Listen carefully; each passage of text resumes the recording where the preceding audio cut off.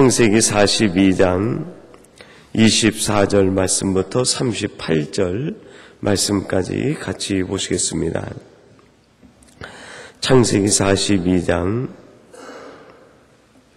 24절 말씀부터 38절 말씀까지입니다.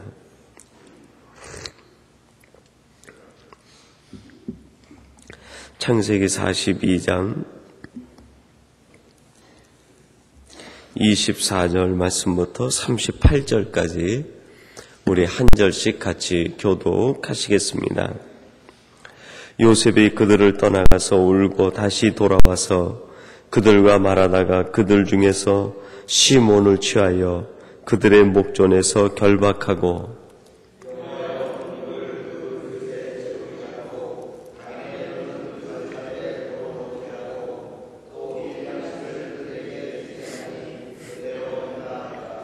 그들이 곡식을 나귀에 싣고 그곳을 떠났더니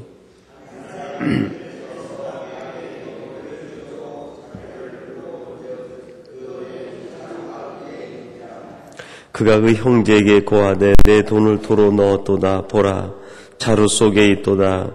이에 그들이 혼이 나서 떨며 서로 돌아보며 말하되 하나님이 어찌하여 우리에게 이 일을 행하셨는고 하고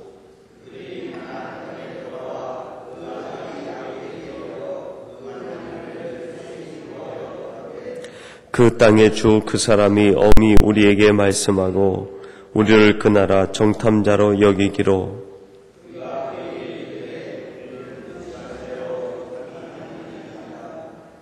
우리는 한 아비의 아들 12형제로서 하나는 없어지고 말째는 오늘 우리 아버지와 함께 가나안 땅에 있나이다 하였더니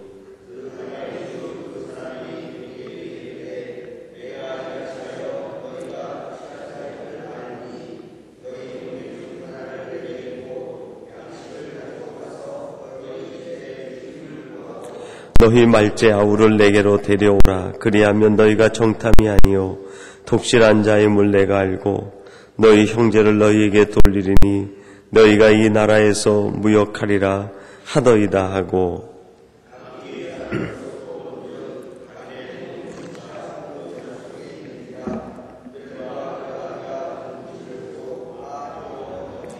그 아비 야곱이 그들에게 이르되 너희가 나로 나의 자식들을 잃게 하도다. 요셉도 없어졌고 시므온도 없어졌거늘 베냐민을 또 빼앗아 가고자 하니 이는 다 나를 해롭게 함이로다.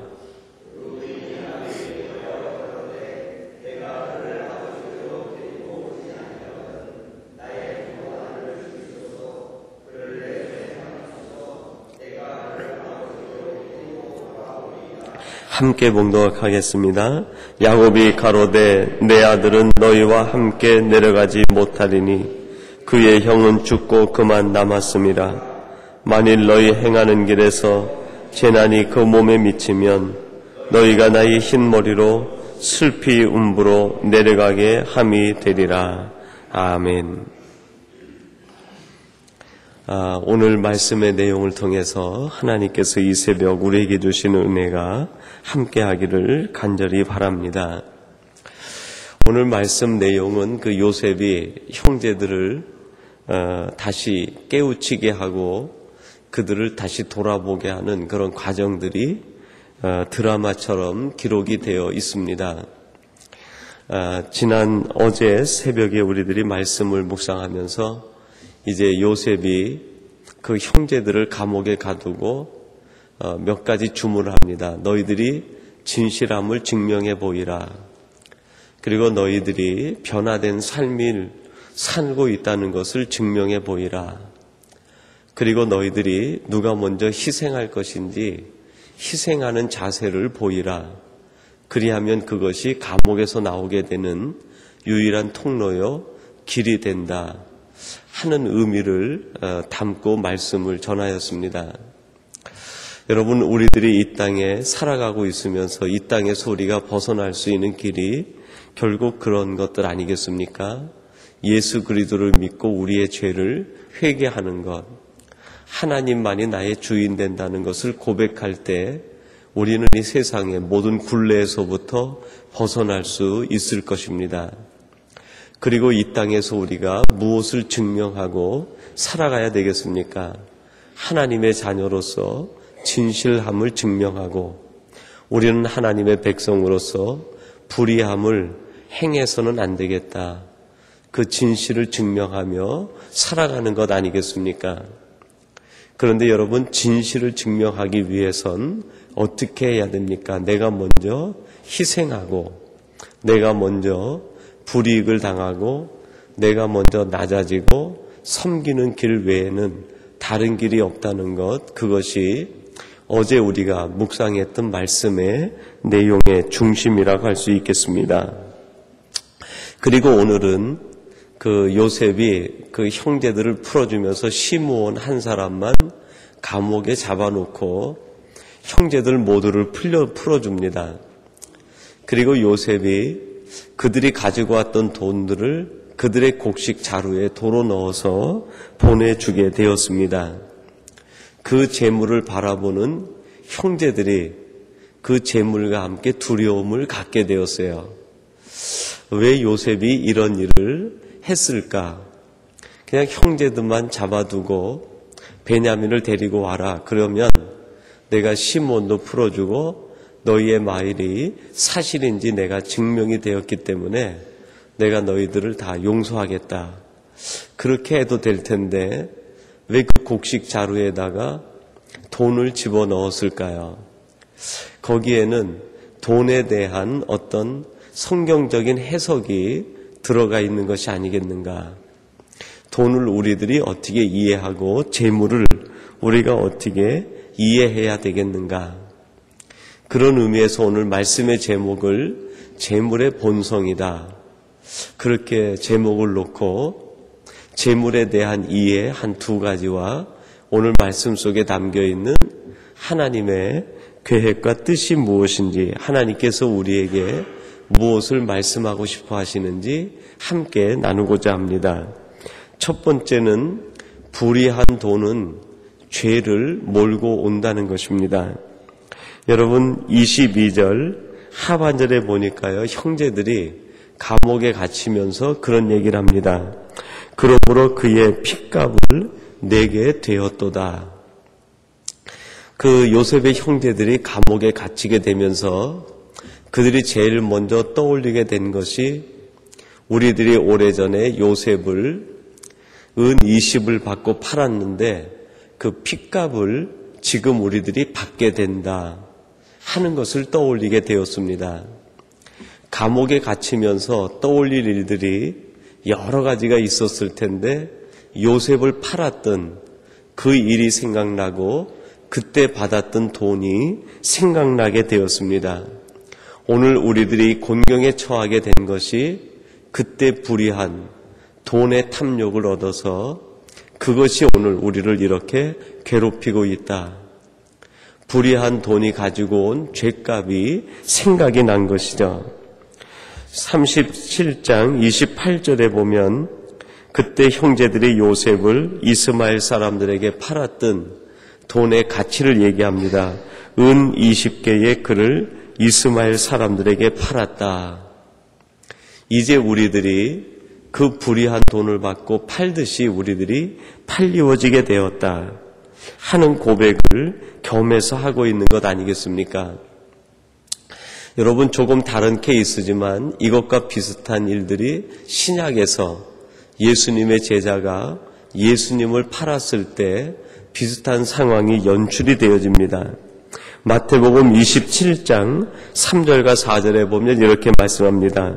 때에 예수를 판 유다가 그의 정죄됨을 보고 스스로 뉘우쳐 그 은 30을 대제사장들과 장로들에게 도로 갖다 주며 가로되 내가 무죄한 피를 팔고 죄를 범하였도다. 무죄한 피를 팔고 그 핏값으로 내가 돈을 받았는데 그것이 나를 정죄한다, 그렇게 이야기하고 있습니다. 예수님을 판 그 유다, 그 예수님의 핏값으로 받았던 돈을 볼 때마다 그 돈이 자기 자신을 정죄하고 있다, 그렇게 유다가 고백을 합니다. 여러분, 불의를 쫓아서 온 돈은 결국 우리 자신을 정죄하는 것이 됩니다. 소유의 많음에 목적을 둘 것이 아니라 우리가 하는 일이 정당하고 진실하고 정직할 때 거기서 오는 것이 하나님의 은혜고 하나님의 은사가 될 것입니다. 불의함으로 쌓여진 것은 오히려 그 쌓여진 무게만큼 그것이 우리를 정죄하고 우리의 마음을 무겁게 할 것입니다. 오늘 요셉은 형제들에게 재물에 대한 본성 가운데 무죄한 피를 팔고 얻은 그것이 오늘날까지 당신들의 마음을 고발하고 당신들의 마음을 누르고 있는 것이 아닙니까? 하는 것을 가르치기 위한 까닭이 아니겠습니까? 그리고 두 번째로는 노동의 대가로 오지 않은 것은 마음의 두려움을 주게 된다는 것입니다. 여러분 35절 말씀인데요. 우리 35절을 같이 한번 봉독해 보십시다. 35절 말씀입니다. 각기 자루를 쏟고 본즉 각인의 돈 뭉치가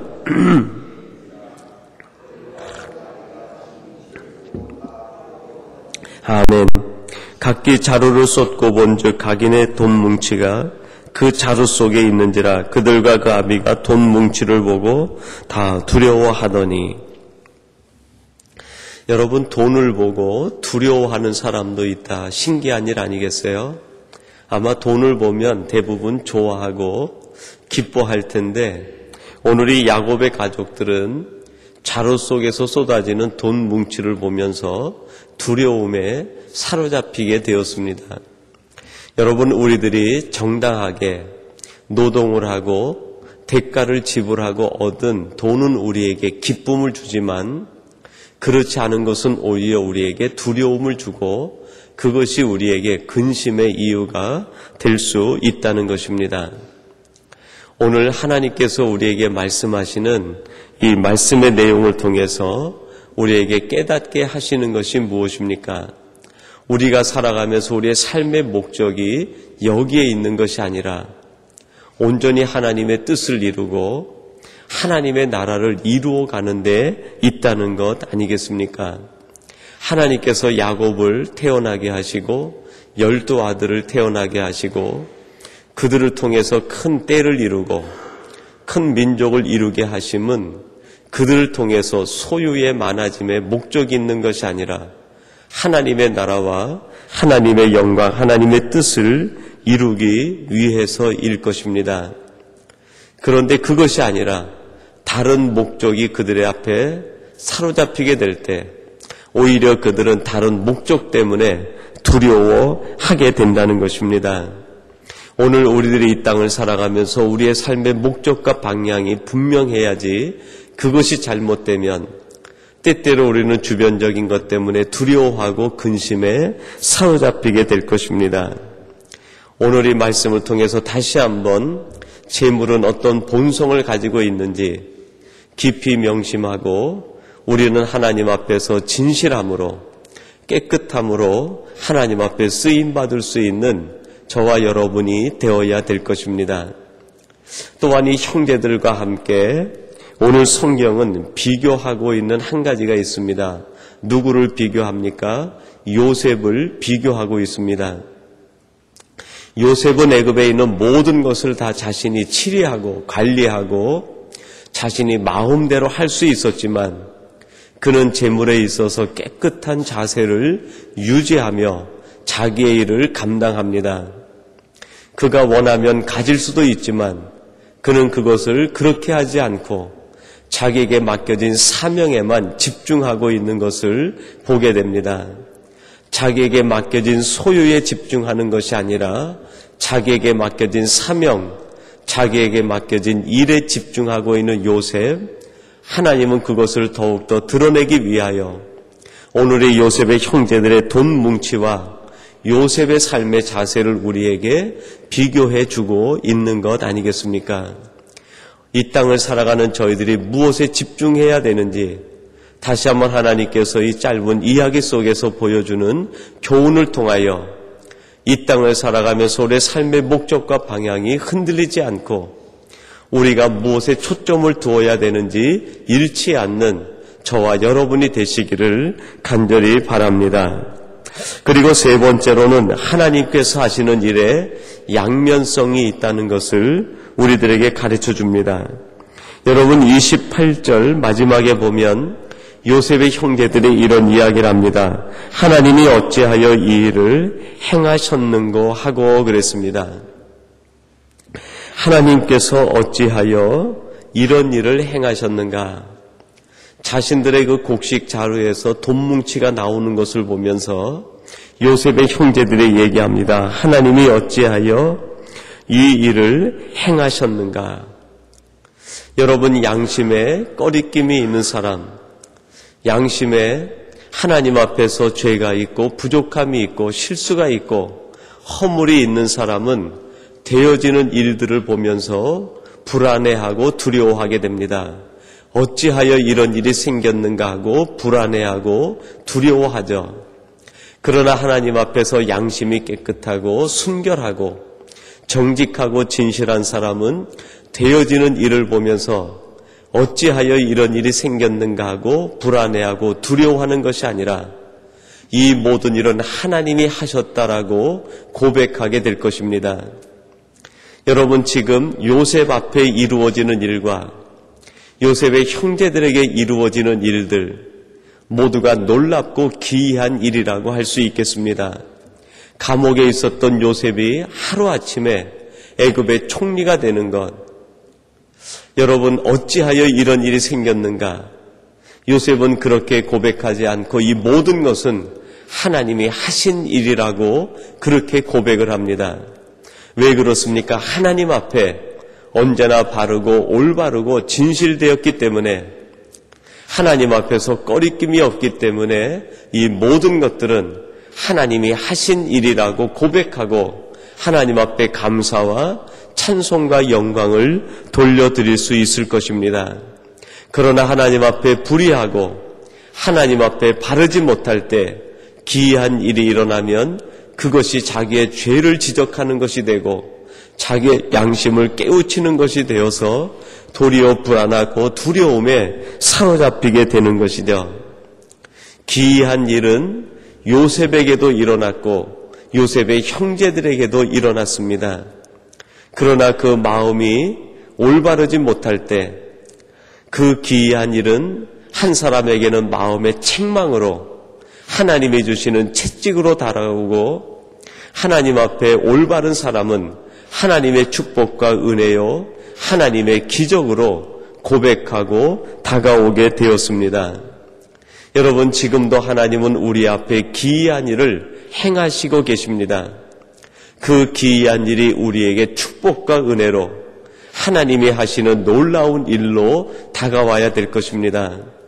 하나님이 행하시는 기이한 일이 행여나 우리 마음의 두려움으로 찾아오거나 우리 마음의 불안과 근심으로 찾아와서는 안 될 것입니다.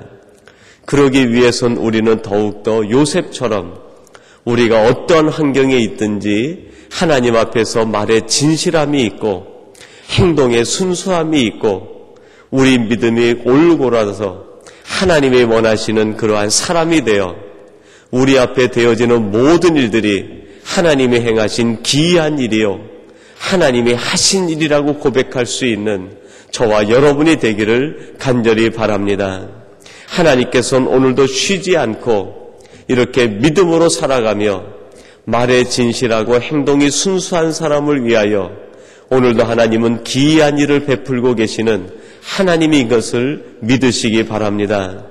여러분 앞에 행하시는 그 기이한 일이 드러나 그것을 통하여 우리는 하나님을 찬양하고 하나님을 더욱더 감사로 섬기며 나가는 복된 하나님의 사람들이 되시기를 주님의 이름으로 축원합니다. 우리 같이 기도하겠습니다. 하나님 아버지 감사합니다. 오늘 말씀을 통하여 요셉의 형제들에게 재물의 본성이 무엇인지 가르쳐주고자 하는 교훈을 담아서 그들의 곡식 자루에 돈뭉치를 넣은 것을 보면서 오늘 하나님이 주시는 교훈을 함께 나누었습니다. 하나님 아버지, 불의한 돈은 결국 죄를 몰고 오며 노동의 대가가 아닌 것은 우리 마음의 기쁨보다는 두려움을 가지고 온다는 것을 깨닫게 하셔서 우리가 이 땅에서 재물을 바라보는 기준이 분명할 수 있도록 인도하여 주시옵소서. 의를 행하며 노동의 대가로 하나님이 주신 그것을 은사로 받아 하나님의 영광을 위하여 쓰임받을 수 있는 저희들이 되게 하여 주시옵소서. 하나님 아버지, 하나님께서 우리 눈앞에 펼쳐주시는 기이한 일들이 우리에게 축복으로 다가오게 하시고 하나님이 하신 놀라운 일이라는 고백으로 다가올 수 있도록 역사하여 주시옵소서.